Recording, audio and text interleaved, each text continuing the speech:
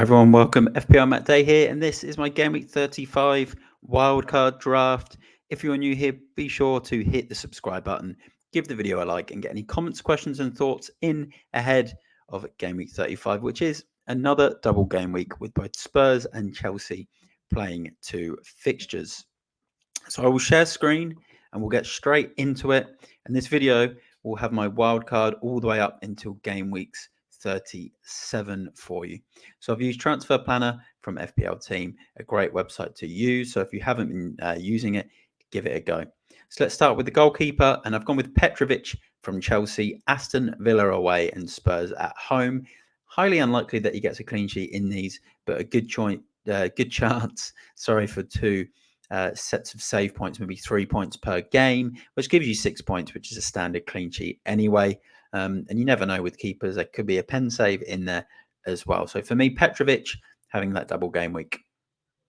We'll go into the defense this week, and Aït-Nouri. Let's see how he goes in the second game of game week 34. But I think if you own him, he'll be a hard sale on a wild card. So it's probably worth keeping him with the Luton game at home. Then Gusto with the double game week for Chelsea as well, attacking fullback. And then I've put Van de Ven in there in the lineup, but there is options on the bench if you want to just go with a single game week player. Again, unlikely Spurs keep a clean sheet, but there's always that threat of Van de Ven with his height of potentially grabbing a goal from a set piece. But this is a flexible wildcard, which you will see.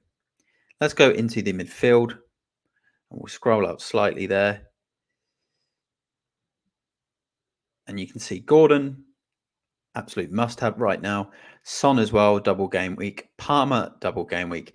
And Bruno Fernandes, Burnley at home on form. And there is no Salah. He does have a dangerous game away to West Ham, which he does tend to grab a lot of goals. And West Ham are leaking so many goals right now as well. So it's going to be very hard to go out with Salah on a wild card.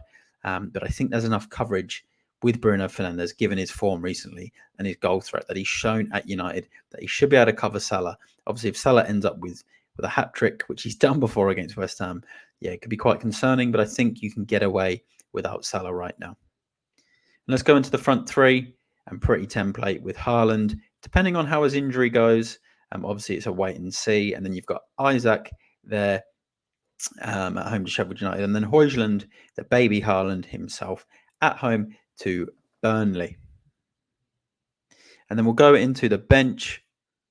I've got Vicario from Spurs, again, double game week. Phil Foden, it's very difficult to bench him, but if you look at that team this week, for this game week, and with Man City playing the Brighton game, I think it's on the Thursday night in England, it gives them a little rest. We could see Foden maybe miss the Sunday game and then play the rest of the season after. It will be difficult to have to bench him. But then him there alongside Gabriel and Dalot from Manchester United. So let's scroll out and see the full wildcard. And you can see that now on screen. There it is. 3-4-3. And if you want to bench boost this team this week, it gives you 91.9 points. Again, sorry, I've just realized you can't bench boost when you're on a wild card. So yeah, sorry, 72.6 points. Expected points here from this team. So they have it on screen. Take a look now, and we'll go on to the next game week 36. 55.6 points for this game week. You can take your choice of captain there.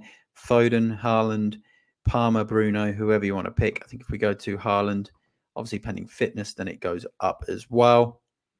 Potentially could even play Dalot here if we just switch this one over. Increases the points to 58.6.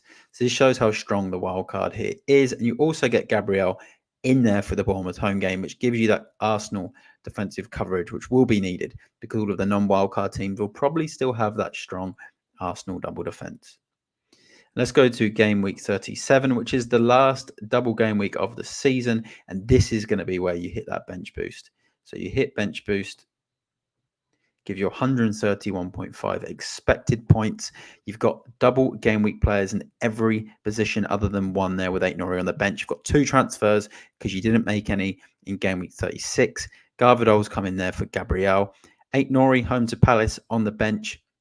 Up to you if you want to swap him for a double game week player or not. It really is depending on preference. It just gives you those 2 transfers going into the last day of the season where you might want to look to capitalise, maybe on, say, Arsenal's home game on the last day of the season against Everton, and make a few changes in midfield to bring in one of their midfielders, and just have that flexibility on the last day. But you could potentially even just take someone like Aït-Nouri out here, and we could bring in, probably it's going to have to be a Man United or Brighton defender. Say if you go with Brighton and you go, so Lewis Dunk, gives you 135.9 expected points, which is pretty good, if you ask me, for a bench boost team and wildcard team.